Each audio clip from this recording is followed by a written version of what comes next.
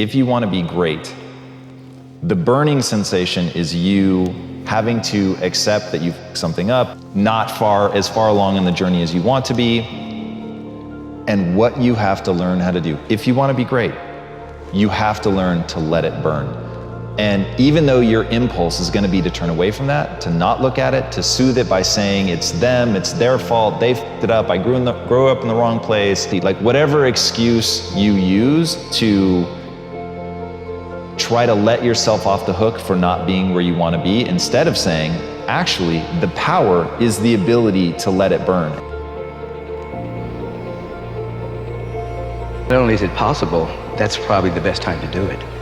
When circumstances and situations are pressing in upon us, the only way we can overcome them is to go within, to actually begin to ask very empowering questions with the awareness that this universal presence and its law will answer any question that you ask. So if you're in a situation that is pressing on you and you ask, what's trying to emerge in my life? What is my gift to share? What is my purpose? Why am I here on the planet? Not just how can I pay my rent, not just how can I stop the pain. You ask empowering questions. The universe will answer these questions in a language and in a way that you can understand. What is the one power that you have right now in this moment that can change everything? You have it, I have it, we all have it. This one singular individual power that can change anything in our life, regardless of what's happened to us. I want to find more, all I can. And in that sack of shit, you have to dive in that to find more. Because if you're not willing to go in there and face yourself, I can find anything. You can live right here on surface, man, right here on surface. So if there is an ending to this world and there is somewhere to go and there's a judgment, you're gonna get there and you might see a chart. And that chart may tell you who you should have been. And now you get the rest of your life to think about that. Man, I could have lived a much better life if I just would have just suffered a little bit more.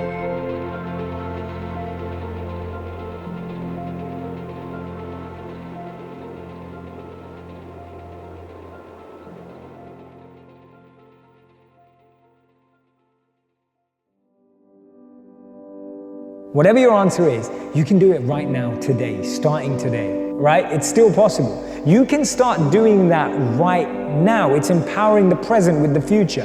There is nothing stopping you from making it happen right now. You don't have to feel that way when you're 70. You don't have to feel that way when you're 80. You never, ever have to feel that way if you start doing it right now. And you can do it right now.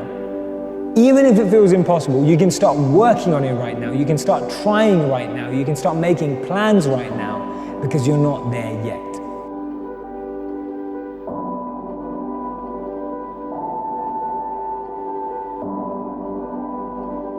We create our own reality. So that will be true for me. I'm saying you're gonna come out the other side of this and you will be unstoppable. Your back's against the wall. You got work to do, like, let's go. You want to make a change, you have to change your vision of who you are. You have to begin telling yourself a different narrative. And the narrative you tell yourself about yourself is everything.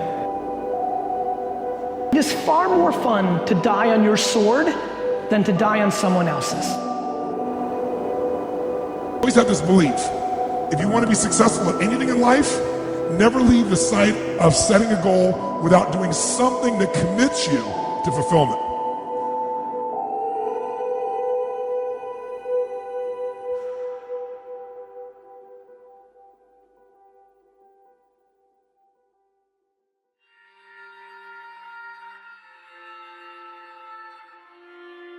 Be able to go inside of your own soul and remember why you came to earth.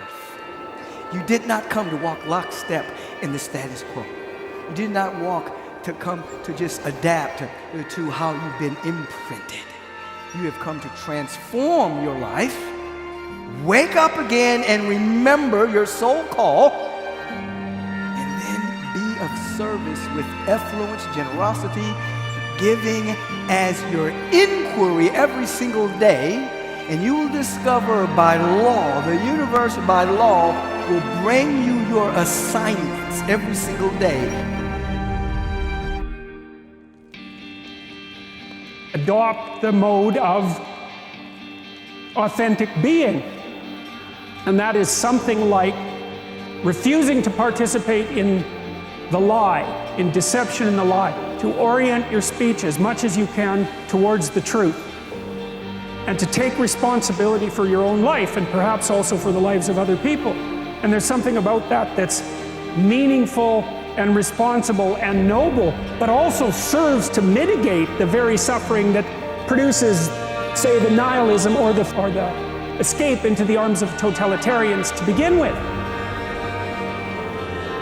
The hunger that doesn't go away, that hunger to be more, to do more, to give more, that hunger that never ends.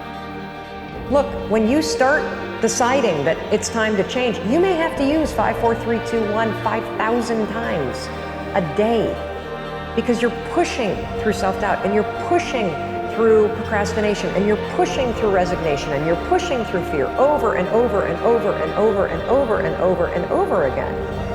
If you use 5, 4, 3, 2, 1, and you push through everything that's stopping you right now, because this is your year, this is the moment that you're going to change. At some point, something's going to click, and the momentum's going to kick in, and suddenly, change isn't going to be scary. Change is going to be what's happening.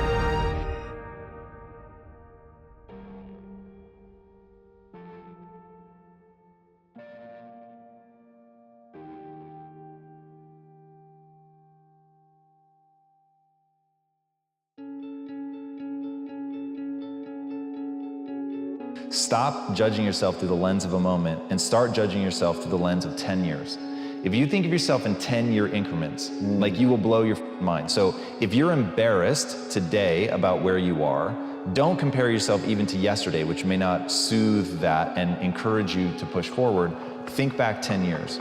But if you think back to where you were 10 years, chances are, like, you're gonna be blown away with how far you come. And so then it's like, all right, then I'm just gonna focus my gaze 10 years in the future and start saying, what would I have to do to be somewhere where I'd be blown away than where I'm at now? The pride that I'm going to establish is actually around my willingness to look at the fact that I'm not good right now today.